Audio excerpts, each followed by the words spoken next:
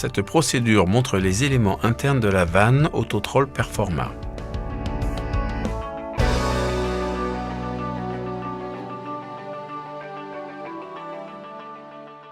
Voici la procédure de démontage de la vanne Autotroll Performa. À droite, le contrôleur de la série 400. À gauche, le contrôleur de la série Logic. Vu du côté, il est visible que les vannes sont identiques de la plaque supérieure vers le bas. Pour cette présentation, nous nous concentrons sur la vanne de la série Logic. Le contrôleur de remplissage et l'injecteur sont situés sur le côté de la vanne.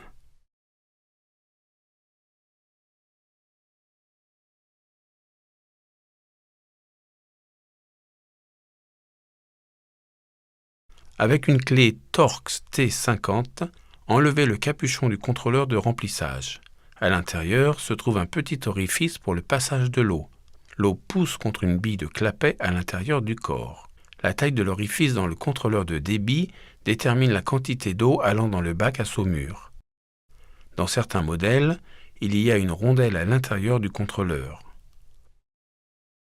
Ce style n'a pas de bille de clapet. Si un contrôleur de ce style est installé, il faut l'enlever et ne pas le réutiliser. Enlevez le capuchon pour obtenir accès à l'injecteur qui se trouve à l'intérieur. Sortir tout droit l'injecteur de l'ensemble.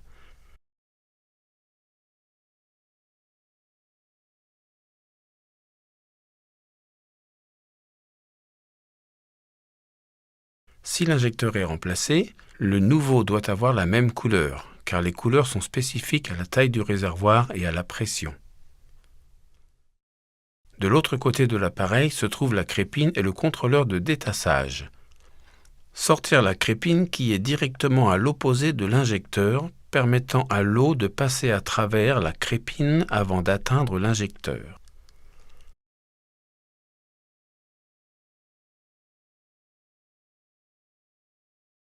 À l'arrière de l'appareil se trouve le contrôleur de détassage. Le nombre 12 est moulé sur ce contrôleur, indiquant qu'il est conçu pour utilisation sur un adoucisseur de 30 cm. Sur le côté du contrôleur de débit se trouvent aussi des passages similaires à ceux du contrôleur de remplissage. Une bille de clapet se trouve aussi à l'intérieur du corps. Elle est assise sur cette coupelle et permet le passage de l'eau dans chacun des passages. Les grands réservoirs sont équipés d'un contrôleur de débit à rondelle. Encore une fois, il ne faut pas utiliser de bille à clapet avec un style à rondelle. Il faut utiliser une bille de clapet dans toutes les ouvertures. Il est maintenant possible de déposer le contrôleur. Ce modèle utilise le contrôleur gris pâle pour les séries 742 et 762. Le contrôleur plus foncé est pour les séries 740 et 760. Appuyez sur la languette en haut et tirez vers l'avant pour déposer le contrôleur. Ceci donne accès aux câbles. Les câbles ont des connecteurs à ressort. Serrez pour débrancher le connecteur du contrôleur. Le câble supérieur est pour le moteur et le capteur optique. Les modèles 760 et 762 ont également un câble de compteur. Appuyez sur l'aiguille et débranchez.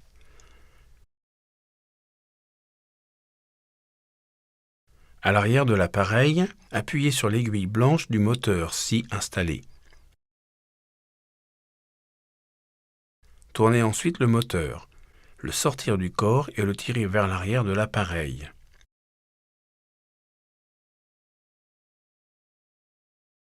Toujours à l'arrière de l'appareil, voici le câble du compteur si installé.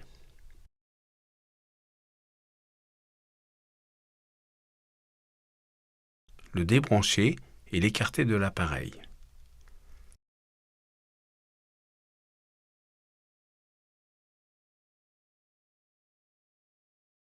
Tirez tout droit pour sortir le compteur du corps.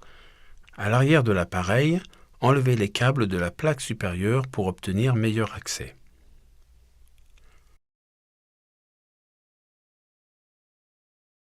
Ensuite, il faut déposer la cam.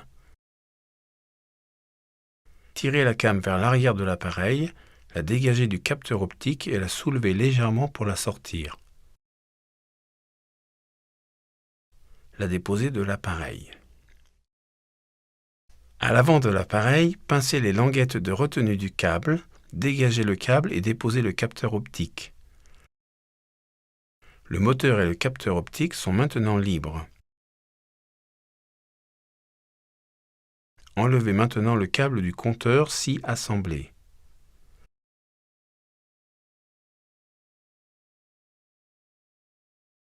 La plaque supérieure est maintenue en place par un ressort. Tirez vers le haut et l'extérieur pour la déposer en une seule pièce. Ceci donne accès à toutes les vis maintenant la plaque supérieure en place, scellant les disques de soupape. Après avoir enlevé toutes les vis, déposez la plaque supérieure. Ceci donne accès à chacun des disques de soupape. Après avoir déposé les disques de soupape, vérifiez que la surface d'étanchéité n'a pas de coupure et n'est pas endommagée. Vérifiez aussi que l'épaulement n'est pas coupé par le corps. Si une de ces soupapes est endommagée, il est recommandé de les remplacer toutes. Lors de la repose des disques de soupape, vérifiez qu'il n'y a pas de débris à l'intérieur du corps. Enfoncez alors les disques de soupape. Aucun lubrifiant n'est nécessaire pour ces disques de soupape, mais il faut s'assurer que les bords sont correctement enfoncés pour éviter tout dommage de la plaque supérieure. Les éléments à une seule soupape peuvent être installés dans n'importe quelle direction. Quand tous les disques de soupape sont installés, reposez la plaque supérieure. Il faut prendre soin de remettre en place toutes les vis et de les serrer du centre vers l'extérieur en travaillant en diagonale. Consultez le manuel d'utilisation pour cette procédure. Quand toutes les vis sont en place, remettre en place le ressort d'une seule pièce. La clé du réassemblage est de tirer vers l'arrière et de loger le ressort sous chacun des gardes. Après avoir tiré les ressorts, les enfoncer sur les ressorts de disques de soupapes individuels pour les engager. Il est possible d'utiliser un tournevis pour écrou à fente pour éviter de se couper sur les ressorts tranchants en acier inoxydable et les engager en sécurité. Un déclic signale l'engagement. Après l'assemblage, passez à l'ensemble de moteurs et capteurs optiques. Reposez sur l'avant de l'appareil et remettre les câbles en position.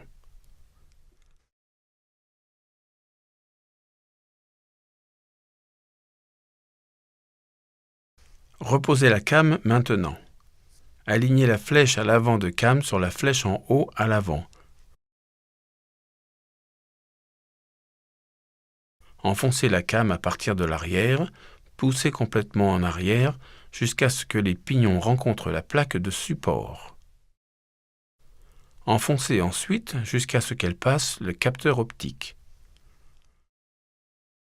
Avancez la cam pour l'engager. Après cela, le reste du remontage est le même que la dépose. Les contrôleurs de la série 400 ont un remplissage et une position de l'injecteur réglable. Après avoir dévissé le contrôleur de remplissage, des chiffres sur la face sont visibles. Ces chiffres indiquent la quantité de sel utilisée pour chaque régénération. Il n'est pas recommandé de faire un ajustement quelconque sans consulter le distributeur. À l'arrière se trouvent des passages réglables. Ces passages sont contre la bille de clapet à l'intérieur du corps. La largeur du passage détermine la quantité d'eau qui passe vers le bac à saumure. Cette bille doit être flexible et ne pas être rayée. Il faut la remplacer si elle est endommagée.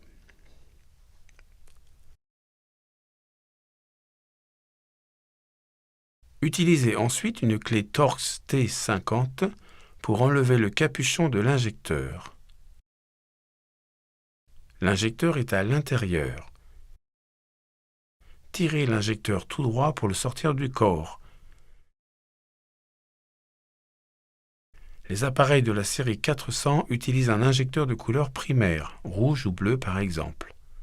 Les appareils logiques utilisent des couleurs pastel. Lors du remplacement d'un injecteur à cause d'obstruction ou de dommage, Utilisez un injecteur correspondant à la taille du réservoir et à la pression d'utilisation.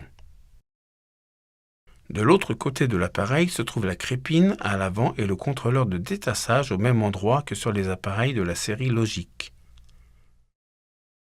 Passons maintenant à la dépose de la cam et de la minuterie. Pour déposer la cam, tournez vers le haut le verrou à l'arrière. Déplacez la cam vers l'arrière pour la déposer. Il faut noter le décalage du rectangle par rapport au goujon central et lors du remontage de la minuterie, veillez à ce que le décalage soit plus vers la flèche sur la minuterie. Pour déposer la minuterie, tournez le goujon en bas à l'avant de l'appareil et le sortir. Après l'avoir déposée, levez la minuterie tout droit pour la séparer de la plaque supérieure.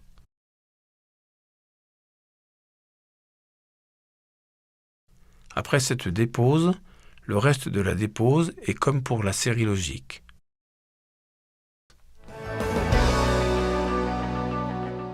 Et merci de votre attention.